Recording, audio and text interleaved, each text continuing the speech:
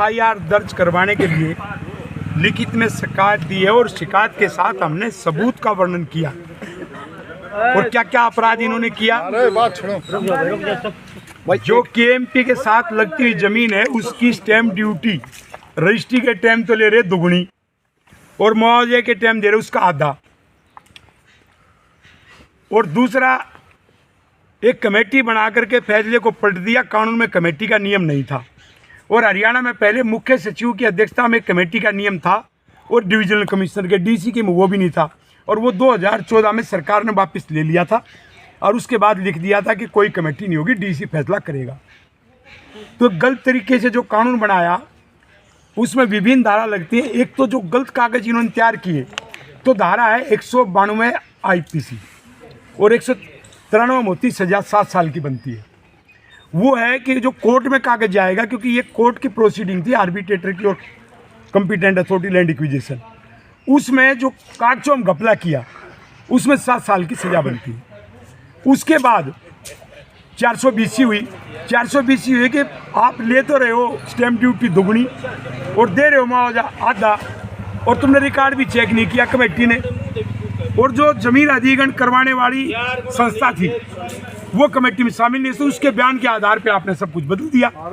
उसको लाभ पहुंचाया और किसानों को नुकसान पहुंचाया। तो उसको लाभ पहुंचाने में और किसान को नुकसान पहुंचाने में 420 भी बनती है। एक धारा है 166 आईपीसी है कि जो अधिकारी प्रधानमंत्री तक है पब्लिक सर्वेंट, वो कानून कुछ है और उसके उल्लंघन करके कुछ करते हैं तो धारा 166 लगती है। तो कानून इनको हमने बता दिए 4 गुना मुआवजा है, 2 गुना इस रोड का मिलना था।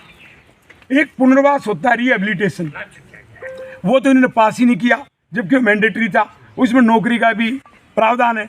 तो कानून के उल्लंघन में धारा 166 और इसके अतिरिक्त कई धारा जो अपना जमीन अधिग्रहण कानून है 2013 उसकी धारा 84 मेलाफाइड इंटेंशन गलत तरीके से काम करना और उसकी धारा 85 कि उसके कानून को न मानना 2013 की।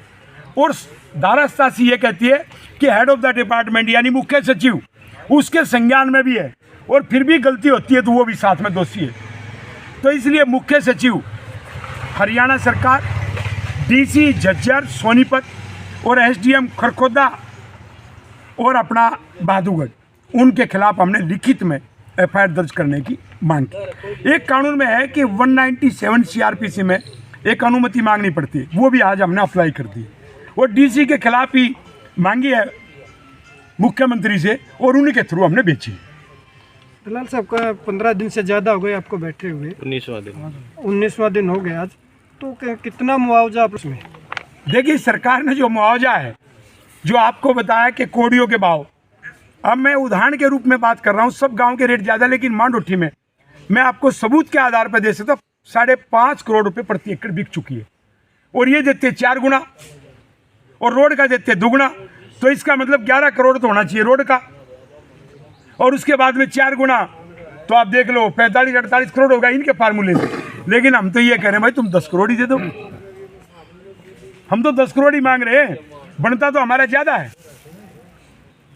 और ये कानून इसलिए बना था कि बाजार मूल्य 4 गुना इसलिए मिले क्योंकि जबरन जमीन अधिग्रहण होता है, इच्छा से नहीं, इच्छा से कोई बाजार मूल्य पे दे, लेकिन जब सरकार लेगी अधिग्रहण होगा तो 4 गुना देना पड़ेगा। ये देश का कानून। कल आपका सत्याग्रह की बात की आपने, सत्याग्रह 24 घंटे का, कल 24 घंटे का उपवास सत्याग्रह है ताकि 25 तारीख से हम टोल टैक्स को फ्री कर रहे हैं। सरकार को जगाने के लिए हम गांधीवादी तरीके से लड़ रहे हैं और वो सत्याग्रह एक संदेश है कि आओ वार्ता करो और इस मामले को निपटाओ, जनता को असुविधा नहीं होनी चाहिए। फिर भी टोल टैक्स को फ्री करवाने में हम जनता को असुविधा नहीं होने देंगे। कोई तो बीमार जा रहा है, किसी का बच्चा होना है, कोई भाती जाएगा, कोई सगाई के लिए जाएगा, कोई बहन अपने भाई से मिलने के लिए आएगी, तो हम तो उनको सुविधा दे रहे, टोल टैक्स फ्री करेंगे। क्यों कर रहे? ये कह रहे हो रोड नहीं है, भाई रोड है तो दुगना मुआवजा देना है, आपने दुगना मुआवजा नहीं दिया, रोड नहीं माना, तो हम टोल टैक्स उसको फ्री करवा रहे। अब टोल टैक्स जब फ्री होगा तो जनता के लिए सुविधा है, हम जनता को तकलीफ देने वाले नहीं। इसमें कौन कौन से टोल शामिल हैं? इसमें केएमपी की बात है, पूरा केएमपी। हाँ, पास होने वाले बंद कर दें, सारे सब जगह बैठे वो बंद कर देंगे, लेकिन केएमपी के टोल टैक्स की बात है। जब इसको रोड नहीं मानना तो उस टोल टैक्स को बंद करना चाहिए। उसके बाद मैं आपको बताऊं कि हमारी लड़ाई यही नहीं है। जो ज़मीन अधिग्रहण में नया बदलाव आ गया हरियाणा विधानसभा से, 24 घंटे में ज़मीन लेना, और 4 किलोमीटर जो ये रोड जा रहा है जो छारा से आ रहा गिरावट से, इस पर भी 2-2 किलोमीटर दोनों तरफ है। और जो रेलवे लाइन झज्जर से अपनी रोहतक गई हुई ना, उस पर भी 4 किलोमीटर की बेल्ट जाएगी, और KMP पे भी जाएगी। आधे हरियाणा की ज़मीन चली जाएगी 24 घंटे में कम मूल्य पे 4 किलोमीटर की बेल्ट, क्योंकि जापान से समझौते में DMIC योजना है। और बंदरगाह पे सस्ते भाव में ट्रांसपोर्टेशन से अपना माल पहुँचे, विदेश में जाए। स्कीम बढ़िया। हम सिर्फ ये कह रहे हैं भाई तुम ज़मीन का अधिग्रहण मत करो, हम खुद बेच लेंगे। तुम्हारा नक्शा मंजूर है, फैक्ट्री आए, भारत सुपर पावर बने, क्योंकि RO टेक्नोलॉजी पहली बार भारत में टॉप में हम पहुंच गए, अमेरिका से आगे। जो मालगाड़ी में, पैसेंजर में भी हम पीछे हैं। तो योजना अच्छी है, लेकिन योजना का लाभ किसानों को मिले। इसलिए मैं कह रहा हूं कि मेट्रो का विस्तार बादली तक, आसोदा मांडोठी तक और खरखोदे तक आनी तो बाद में है, नक्शे में है, लेकिन पहले ले आओगे तो हमारे रेट बढ़ जाएंगे। तुम पहले ज़मीन छीनते हो, फिर उसको लेके आते हो। किसानों के साथ धोखा क्यों भाई?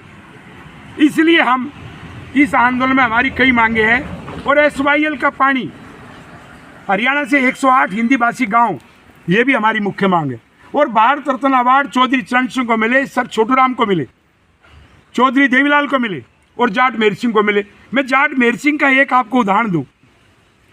हमारी लता मंगेशकर को मिला, अच्छी बात है, बहुत अच्छी कवि, लेकिन वो पैसा लेके फिल्मों में गाने गाती थी, उसको मिला, धन्यवाद। लेकिन हमारे जाट कवि मेहर सिंह फ्री में सेना का मनोबल बढ़ाने के लिए वीर रस की कविता गाता था, जिसने फ्री में किया उसको भारत रत्न क्यों नहीं? जिसने हरियाणा में पेंशन दी देवीलाल ने, आज पूरे भारत में उसको भारत रत्न अवार्ड क्यों नहीं? चौधरी चरण सिंह ने जो आज हरिजन भाइयों को जो मकान मिल रहे, जो मोदी बांटता फिर रहा है, जमीन का अधिकार पहले मौलिक अधिकार में था, जैसे 370 हटाई चौधरी चरण सिंह ने हटाई।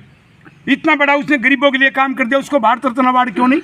और सर छोटूराम के कहने पे फौज में उस समय अंग्रेजों के टाइम भर्ती हुए, एक दिन अपने इस रोहतक में 25,000 आदमी एक दिन में भर्ती हुए थे, कई लाख। उसकी वजह जब फौज में अपने आदमी हो गए तो वर्ल्ड वार के बाद अंग्रेजों को आज़ादी देनी मजबूरी थी, क्योंकि फौज को कंट्रोल कैसे करेंगे, उसमें भारतीय आगे थे। तो आज़ादी किसने दिलवाई? सर छोटूराम ने। उसको भारत रत्न का अवार्ड क्यों नहीं? तो हमारी मांगे सारी जनहित की हैं, और हम सब बिरादरी की, पूरे हरियाणवी की बात कर रहे हैं, और हम पूरे देश के किसानों की बात कर रहे हैं। ठीक है, शुक्रिया।